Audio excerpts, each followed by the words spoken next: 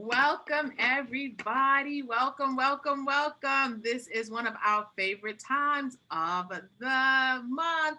It is live from the Chef Apprentice with our favorite chefs. Did you hear me? I said our favorite chefs.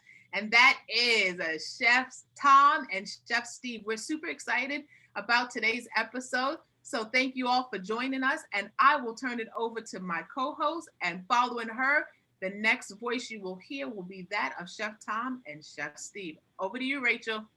Awesome. Thank you, Cindy. So, yeah, we're so excited that you have all come here today to see Chef Tom and Chef Steve as they teach their audience how to make hummus, that creamy dip that hails from the Middle East, along with several other Middle Eastern cuisines. So, you're definitely in for a treat today. And I'm going to now turn it over to our amazing chefs. So, over to you, Chef Tom and Chef Steve. Hello, everybody. Welcome to Live from the Chef's Apprentice. Thank you for taking time out of your busy day and joining us. Today, we're going to talk about Middle Eastern cuisine. And Middle Eastern cuisine covers a lot of different areas: Egypt, Israel, Greece, all different kinds of areas, Turkey. So, lots of different ingredients. I know we're going to talk about hummus today. But before that, we're going to talk about one of the staple sandwiches in the Middle East, and it's called falafel. So if you don't know what falafel is, it's actually like a chickpea fritter that you make with dried chickpeas, and you blend it together, and then you either pan fry it or deep fry it, and it gets served in a pita. So I'm going to go over some of our ingredients here. First, some Middle Eastern things you might find in a grocery store over here. So of course we have pita bread, which everybody knows how to do that. These are great for sandwiches, they're great for pizzas. We have lavash. It's all about the bread, okay? We have couscous. We have two different types of couscous. This is Israeli. It's a little more of a pearl couscous, a little bigger, about the size of a BB, but it swells up to be about the size of tapioca after you cook it. And then we have small grain couscous. And both of these are pastas. Everybody thinks couscous is a grain. It's not. It's actually a pasta. And then we have bulgur, okay? And then we have tahini, which is sesame seed paste, dried lentils, okay? Some of our classic spices for Middle Eastern cuisine: coriander, cumin, cardamom, paprika, cayenne. So, and then we have garbanzos. We have two different types of garbanzos. These are garbanzos in the can, so obviously they're already cooked. These are dried garbanzos, so you can buy them in a bag just like this. And if you want to make falafel, you need dried garbanzo beans. So what I did was I soaked the beans overnight in a container so they pretty much doubled in size, just by putting some warm water over them, cover them overnight. I drained them and rinsed them in the morning. And then I get a product that looks like this. So these are raw, they're not cooked, okay? So what we're gonna do is we're gonna grind these up into a dumpling, and that's how we're gonna make our falafel. So you need a food processor. So we have 3 cups of, you can hear how kind of hard they are, so that's how you know they're not cooked, they're not soft. Cooked ones are soft. I have here some chopped cilantro, chopped parsley, chopped green onions, garlic. My seasonings are cardamom, cumin, salt, a little bit of baking powder, and a little bit of flour. And if you want to have, if you want to use chickpea flour, if you have it, you can do that. And then just a little bit of water. It helps it all blend together. Let that pulse.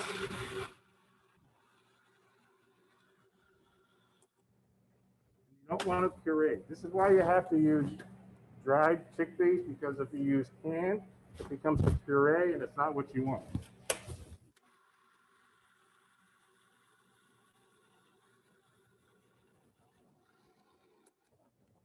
Once I know it's right where I want it, I want to make sure I scrape down the sides of my bowl. And it's going to, because of all the green herbs in there, it's going to pick up a green exterior or interior. even after you fry it.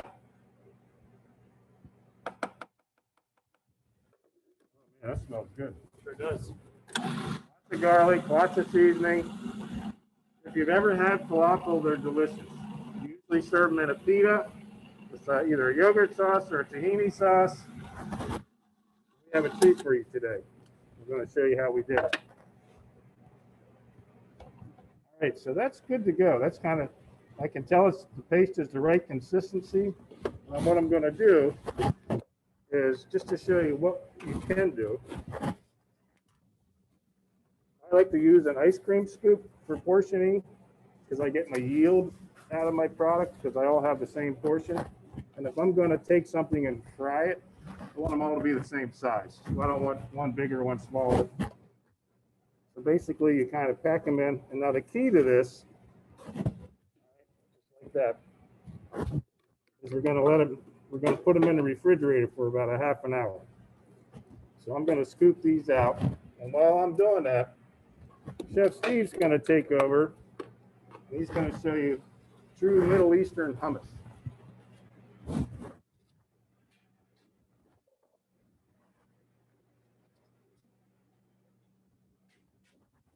I got you.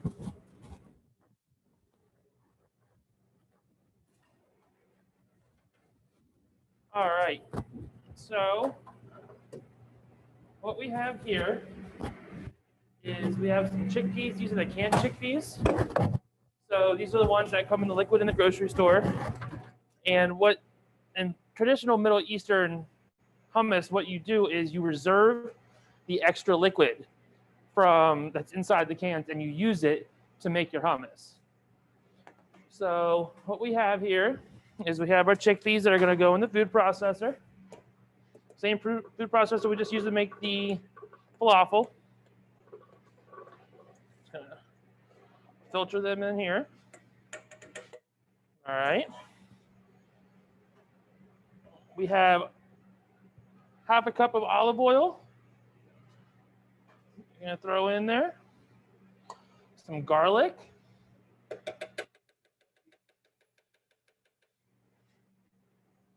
I'm not going to quite use all my olive oil because I still might need a little bit. We also have this thing called tahini. Tahini is a sesame seed paste that is used in a lot of hummus recipes.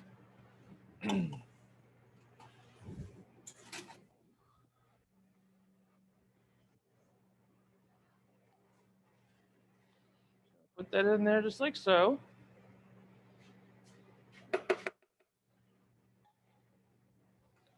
All right. I'm going to throw in just a little bit of the juice. I'm not going to throw it all in because I could add it a little bit later. And this calls for some lemon juice as well. And we're just going to pulse it. Get it going and get it incorporated. And normally when you make hummus, what happens is it gets really thick. So that's why you save some of your additional liquid to add back in, so it's not so thick. In Middle Eastern cuisine, in terms of hummus, they have their hummus to be a little bit thinner than what most people are accustomed to. So I'm just going to throw a little bit more of that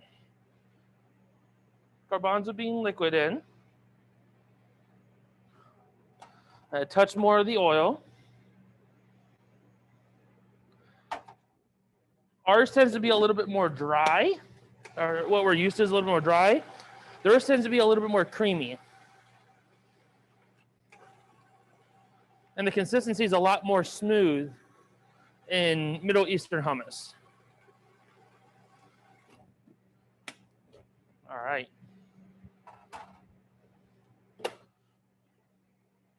So as you can see, it's nice and smooth.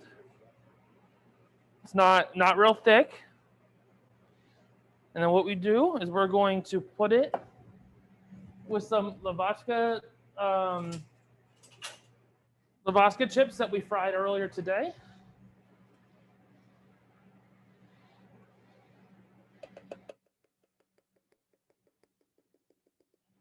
that aside.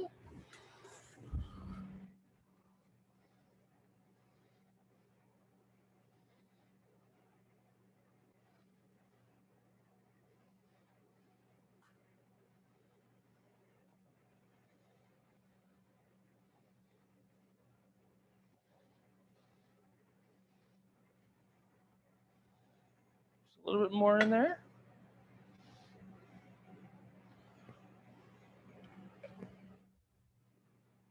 And I'm just going to garnish it with a little bit of olive oil right on top.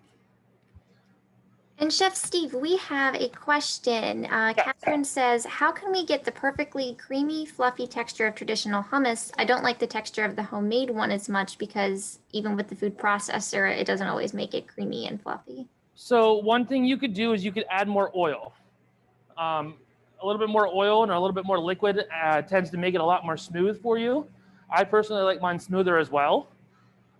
But if you add a little bit, whether it's olive oil or regular canola oil, that'll do just as well for traditional hummus. Thank you.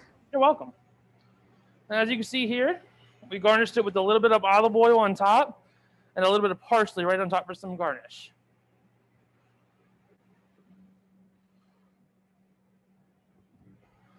All right.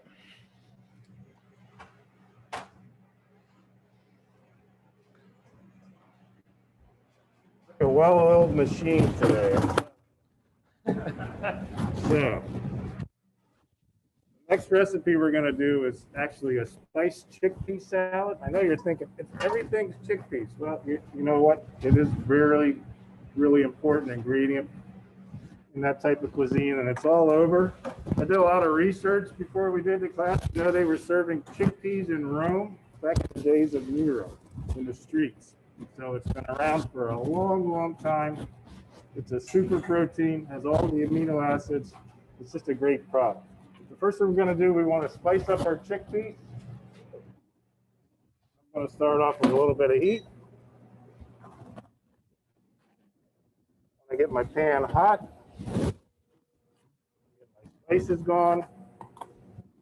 Once we have that, we're going to add our other ingredients. This is something you can do the day ahead of time. You can do it half an hour ahead of time. We don't have that luxury today because we're trying to show everybody what we're doing. Just a little bit of olive oil. And you want to use a really good olive oil. There's different blends out there. I like extra virgin. There's one brand that has robust and bold because it's like first press. It's the good stuff. So we want to get our spices going. So this is cumin, cardamom, allspice, and salt. We're just going to get that. We're going to get that moving because we want them to toast up a little bit. Okay.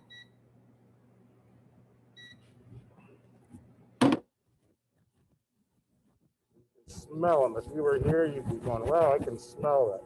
Because what happens is when you put heat to these spices, it releases their oils.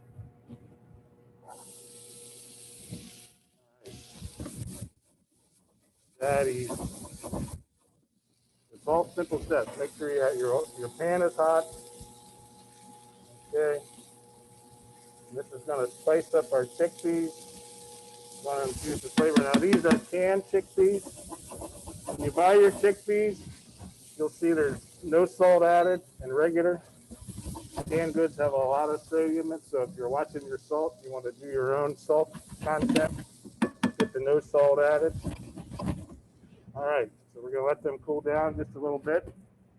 And what I have here is some diced tomato, some English cucumber that I put, and these are all kind of the same size. I'm really big on if you're gonna make a salad, everything should kind of have the same size ingredients. So this is one English cucumber, and I took the seeds out, and then I cut it in half lengthwise, and then I diced it. There are 3 vine-ripened tomatoes. A half a red onion. Already we're starting to get some color. You can see the color of the salad. This is chopped cilantro. Like a half a cup. Chopped parsley, a half a cup. All coming together real quick. And our dressing is olive oil, white wine vinegar. If you can get sherry vinegar, it's a better option. Not every place has it. Garlic, sugar, a little bit of lemon juice, and then some lemon zest. I'm just going to zest this first before I squeeze it. This is a microplane. And then I'm going to squeeze it over top of this strainer because I don't want any seeds in it. And there's a little bit of sugar in there too. All right, and then this is our basic vinaigrette, the olive oil. We're going to blend that together a little bit.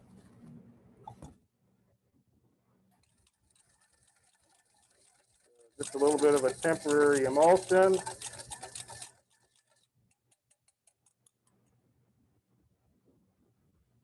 Now I'm going to fold in my chickpeas.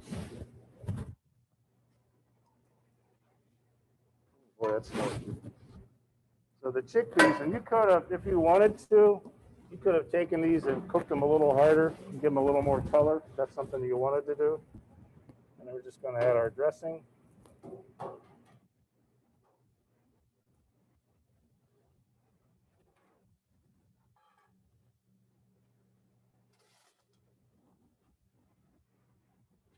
Just going to toss it. You're just going to see the colors kind of explode in the salad. Smells delicious. Spices that you already kind of heated up and made the oils come out. This gives you your aromatics. And this is a salad you can make a day ahead of time.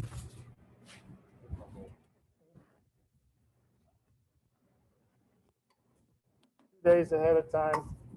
I wouldn't do any more than that. It's probably best made an hour before service.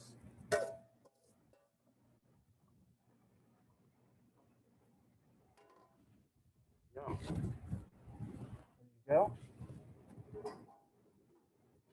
Black bowl, nice presentation. All right. Okay. Chef Steve is going to do, the next recipe is going to be chicken shawarma. Yeah.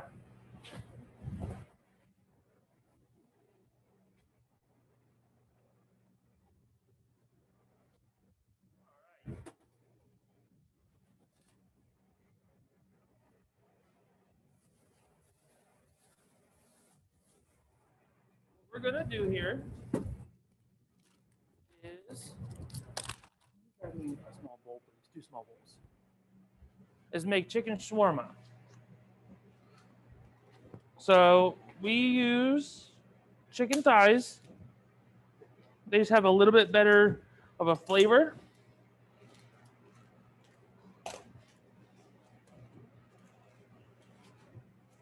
So Chef Tom and Chef Steve, Lisa asks, is this available for curbside? Because it looks amazing and I would have to echo it. Yeah. So we're gonna add our chicken thighs to a bowl. First thing we're gonna do is make the marinade for the chicken. Has a lot of the traditional spices that Middle Eastern cuisine has. It has cardamom, paprika,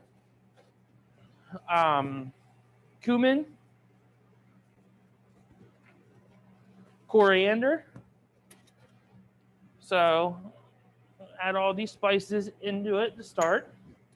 Also add some cayenne. Now, you don't need to put the full amount in. You could put a little bit less than what it asks for, because cayenne pepper tends to be very, very hot. If you're not used to spice, you could cut back on it and it'll reduce that a lot.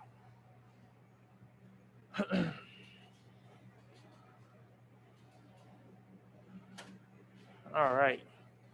Some salt and pepper in there as well. Got some olive oil and some lemon juice. And what you're going to do is you're going to incorporate them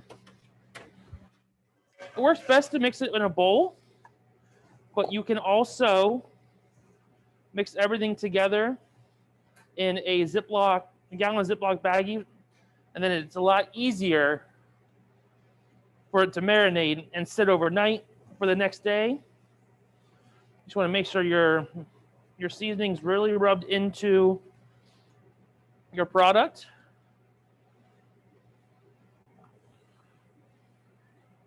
It's going to come out looking very red, and that's because of the paprika and the cayenne pepper that's in it.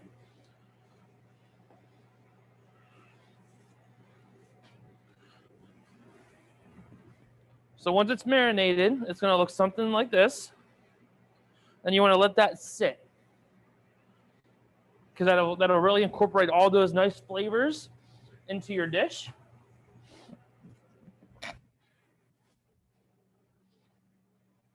All right. Next thing we're going to make, which involves the sauce for it. And Chef Steve, we had a question. How long should that first part of the dish sit for? I think the best results would be 24 hours. If not, you could let it sit for a couple hours in the fridge. This morning we marinated some ourselves for a few hours before we started the show today. Awesome, thank you. You're welcome. All right. So we're going to start out with some plain Greek yogurt for our sauce.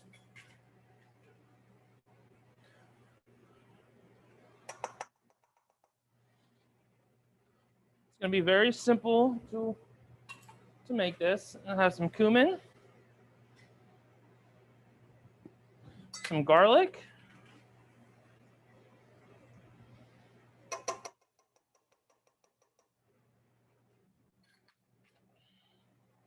a little bit of salt and pepper, and some lemon juice.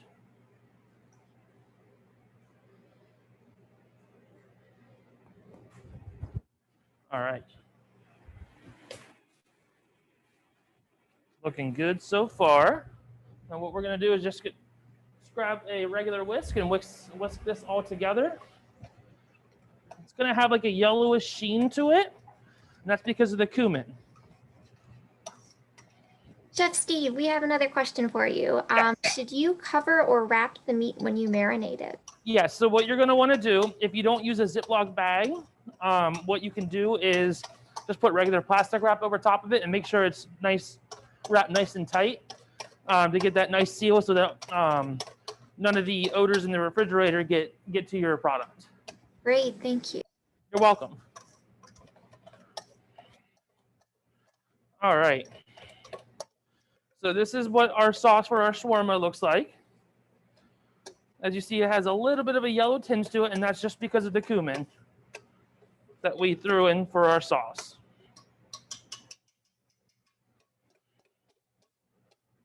All right.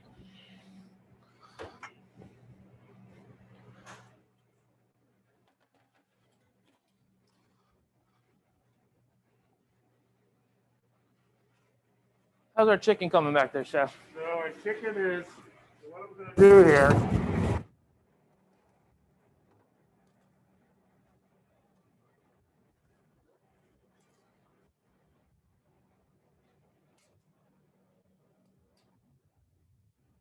show you.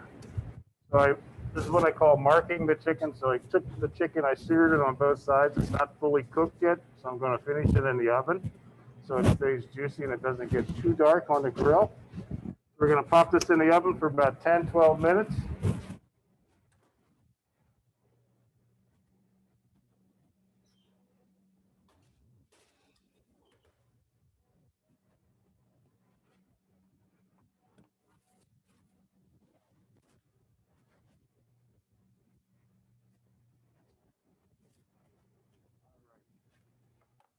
While we're waiting on that, I'm going to show you what the finished falafel looks like.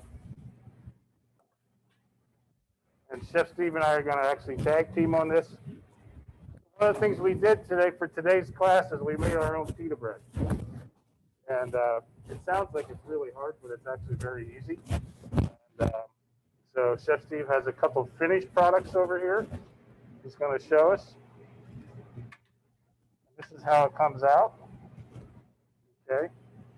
And then he's going to show us how we get to that result. And in the meantime, what I have here are the falafels. Is actually, because it's really key is to refrigerate them. Because if you took the mix and scooped them and dropped them in the fryer, it would kind of fall apart a little bit. So you want them to set up. And when you do your shapes, you can do like a patty. I'm sorry. Like a patty like that. So it fits in the pita a little nicer. Some people like to do torpedoes like that. And some people like to do just regular balls. So we're going to fry up a couple different examples. These are going to go, you could pan fry these like on top of the stove. We have a deep fryer here. If you didn't have a deep fryer, you wanted to get like a cast iron skillet with about a ½ inch of oil, it would work great for that too. But you see the color? Now the longer they sit, they get greener. That's all the herbs and the flavor.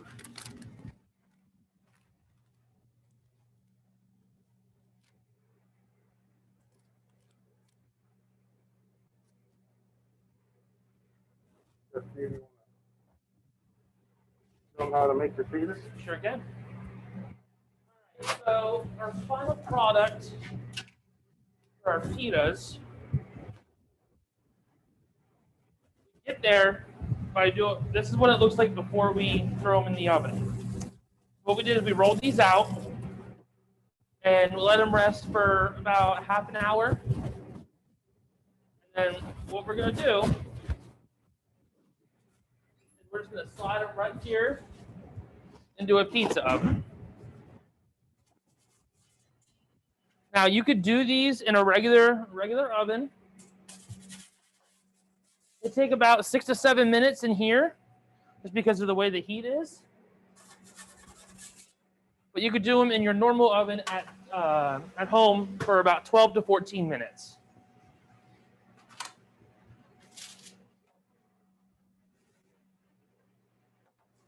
Then what they'll do while they're in there, they'll get nice and they'll start to puff up in about like 5 minutes, and they'll get like about this big. And then as they get done, they'll get nice and golden brown, just like the ones that we showed you a few minutes ago.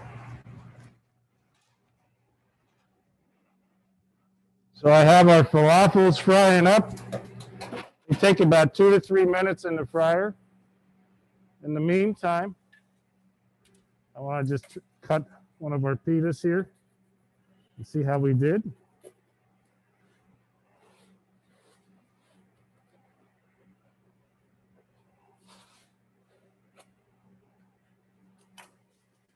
Isn't that beautiful? Look at that. So there's a fresh homemade pita ready to be stuffed right out of the oven. Easy to do.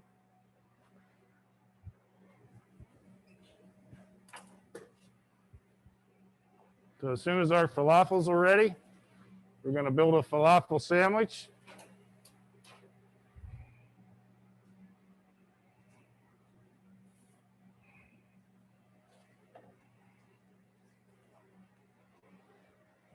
And I have a sauce here that's a tahini sauce, which is made with tahini, lemon juice, garlic, a little bit of oil. We're going to drizzle that over our falafels once they're ready.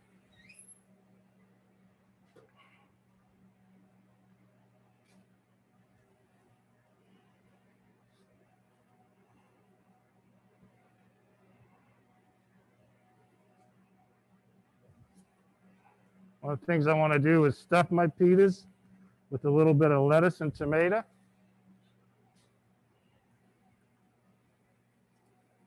You can use romaine lettuce, iceberg lettuce, leaf lettuce, whatever you like.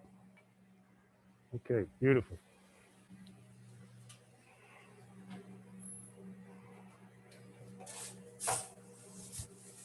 How are we So doing, Chef, while they're frying up, this is what they start to look like whenever they puff up.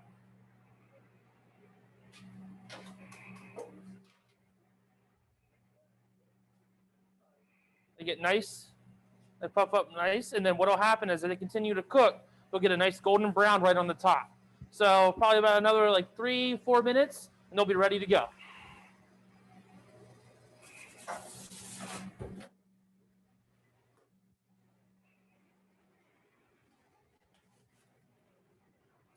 Okay.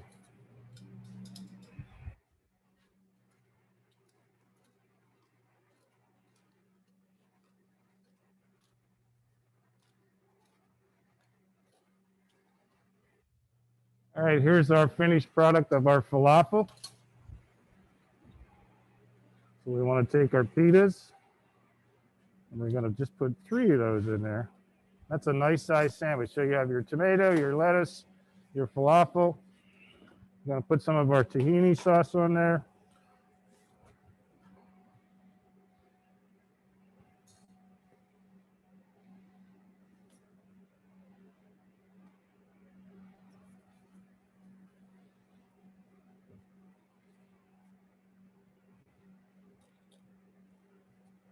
And this tahini sauce could also be, if you didn't want to make a sandwich out of the falafels, you could use them as an appetizer or a snack.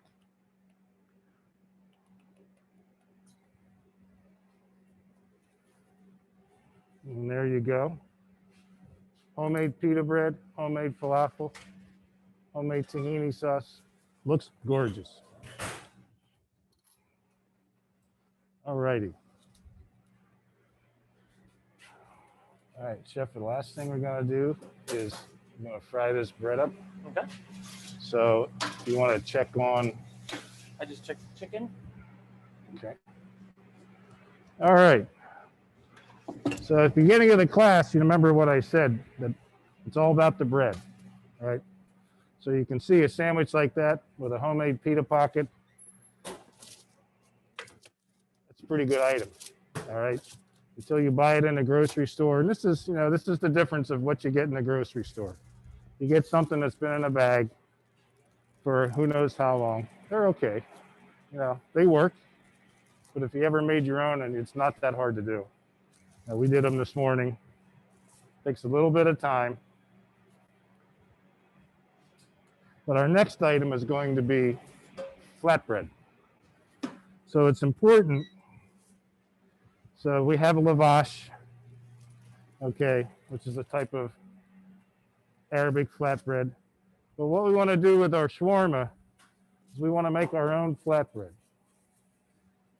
So the dough is very simple. It's actually milk, butter, flour, and salt. And it's easy to make. And all you do is make a ball. The key is to make a ball and roll it to get it flat. And then we'll have, to get it as thin as you can. I rolled these ahead of time. You could actually roll these and put them between parchment and freeze them if you wanted to. All right. So we're just going to put a little bit of olive oil in here just to get it coated. Not too much. Got to get it hot. That's the key.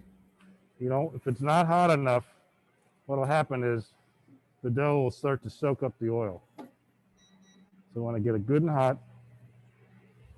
And you see, I don't have perfect circles. It's okay. It's an artisan bread. Artisan pizza is not perfectly round. It's not supposed to be.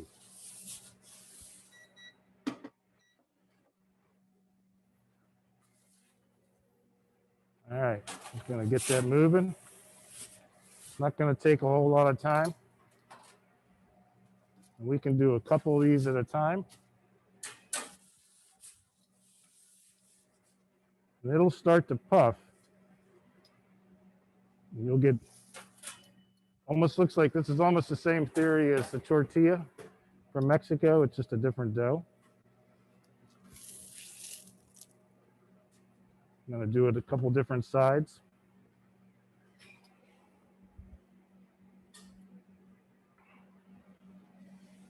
I'm going to do a couple of them so I can pick out my best ones. So I think for this recipe, it was 1.5 cups of milk, 3 ounces of butter, 4 cups of flour, and a teaspoon of salt. That's it. So there's no yeast. Remember, it's a flatbread. So you should start to get the brownness, all right? Kind of gets that lavash look, which is what you're looking for.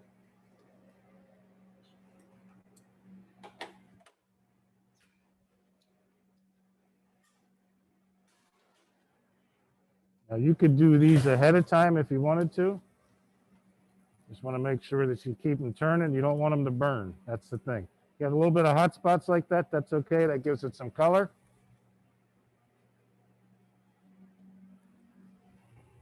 It starts to puff up, that's what you want. There we go. Now we're looking good.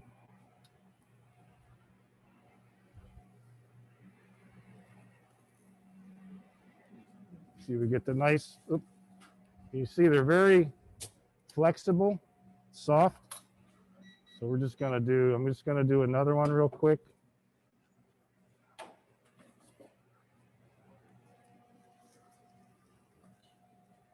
So I have a couple that I did ahead of time. So we'll have those for our presentation, but I wanted you to see how easy these are. And like I said, the dough is very pliable. It's easy to do. This is something you could do with kids. Teach them how to use a rolling pin. And once your pan gets hot to the right temperature, you'll start banging these out pretty quick.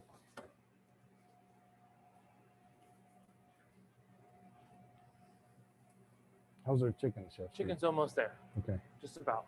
All right. So we're still waiting on the chicken. Chicken's just about ready. Does anybody have any questions on any of the things that we've done? Chef Tom, we actually had a question from one of the students. They were wondering if either here or maybe at the end once the chicken is done, if the tech guys wouldn't mind zooming in on the display so they can take a screenshot and share with their Arabic 102 class for the other students who couldn't be there. I didn't hear what you said. They want to zoom in and take pictures of the food. Oh, sure. Absolutely. Awesome. Thank you so much.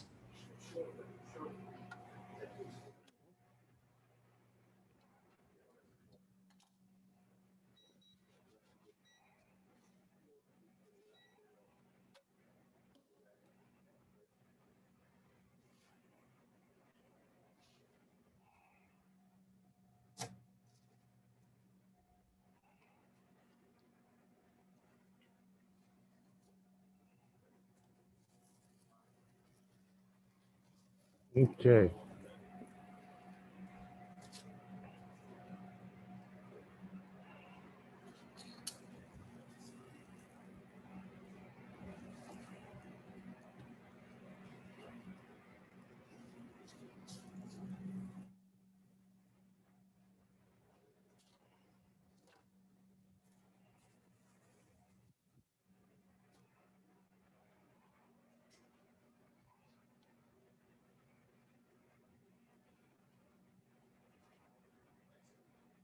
Thank you guys so much for doing that. And if that student wants to private message me just to let me know that you were able to get your pictures taken, that would be great. And we have one more question. What temperature was the chicken cooked at and for how long? So 350. And the thing is, of course, we use thigh meat. So thigh meat's a little juicier. A lot of people like breast meat for things, but sometimes breast meat can get a little dry, especially if we're doing this, even if you're marinating it. So thigh meat kind of gives you that caramelization. What you get in the grocery store is not going to be consistent. They're not all going to be exactly the same size, but you want to have them to be close to the same size. But probably once you mark them on your grill or your broiler, and they need to go in the oven 350 for probably, going to say 15 minutes. And it really, everybody's oven's different, so I always say once it reaches 165, you can see Chef Steve is taking an internal temperature right now. That's always the best way because not everybody's oven is exactly the same temperature. I could say 15 minutes for this amount of time, and you'd say, oh, it didn't work. Maybe your oven's not calibrated. All right, so we have some beautiful flatbreads there. We're gonna make a couple wraps with our shawarma.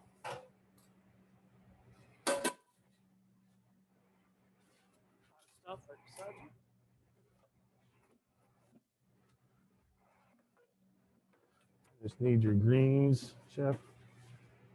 Need your greens then.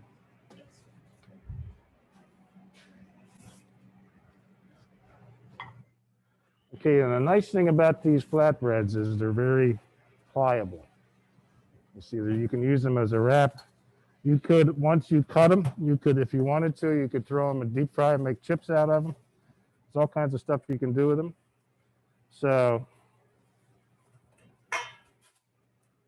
this is our sauce. This is a yogurt sauce. So we're just going to put a little bit. Chef Steve, what's in the yogurt sauce? In the yogurt sauce, there is garlic, lemon juice, cumin, and salt and pepper, and Greek yogurt. Plain Greek yogurt. Not the vanilla kind. Unless you like that. Then it doesn't matter.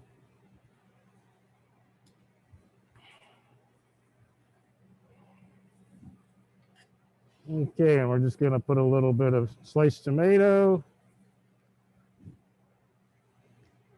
Chef Tom, we have another question. Are the chicken thighs boneless? Yes, absolutely.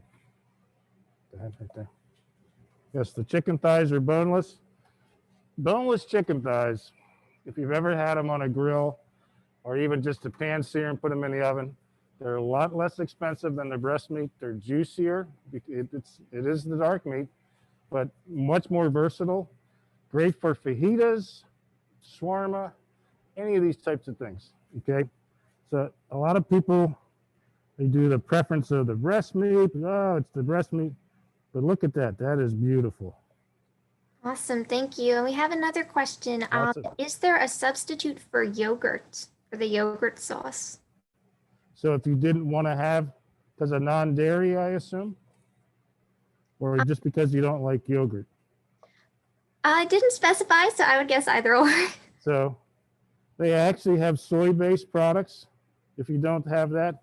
And you could do a tahini sauce too. So you don't have to do a yogurt sauce. If you want to, you can do a tahini sauce. All right, so there we go.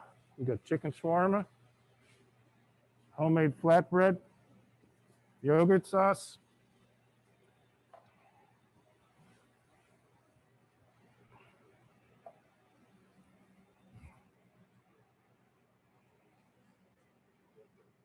All right. Very nice. Good job, Chef Steve. So, as you can see, Middle Eastern cuisine. It's a lot of different things here, but like I said, it's all about the bread because it's really important. And it's all about chickpeas or garbanzo beans because we actually have 3 ingredients that have garbanzo beans. But the breads are easy to make.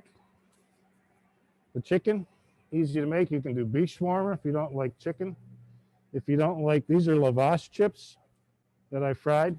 If you don't want something fried, you can take a pita, something like a store-bought pita, cut it into triangles, spray it with a little bit of food release, some salt and pepper, and put it in the oven and toast it. It's an easy cracker, easy something to do. But not a lot of money here. It's very inexpensive type food, but lots of proteins, very nutritional, and very fresh looking. I love it. Awesome, thank you so much. Does anybody have any last questions for Chef Tom and Chef Steve?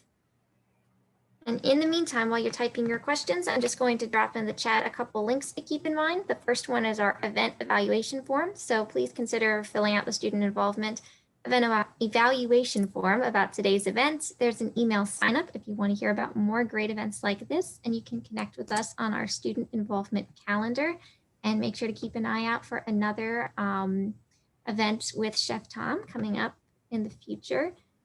I do not see any questions. We're just getting comments about thank you so much for doing this. Cindy, were you going to say anything?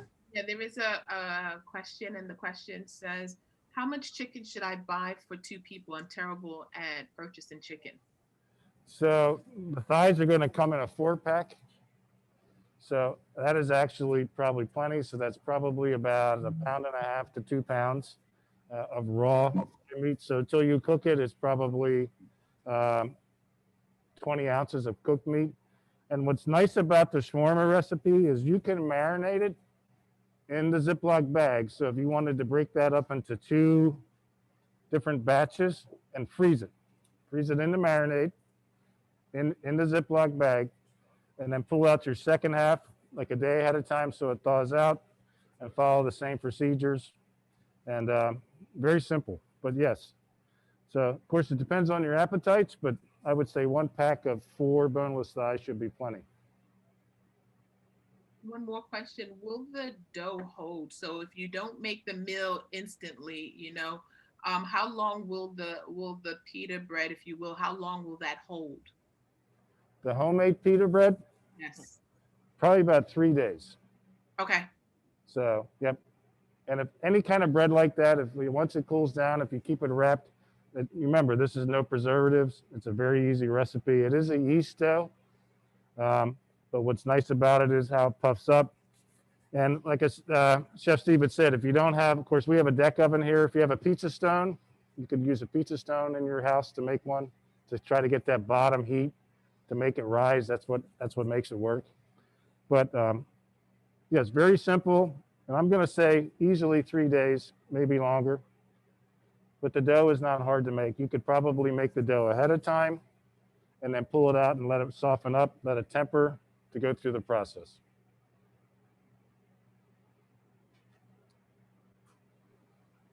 Awesome. Thank you so much. Any more questions? All right, I want to thank the folks from IT for coming over. Always, they make us look really good because they're here with a very professional setup. We've come a long way, and I want to say thanks because they always show up at a moment's notice and do a great job. So it was a pleasure to have everybody today.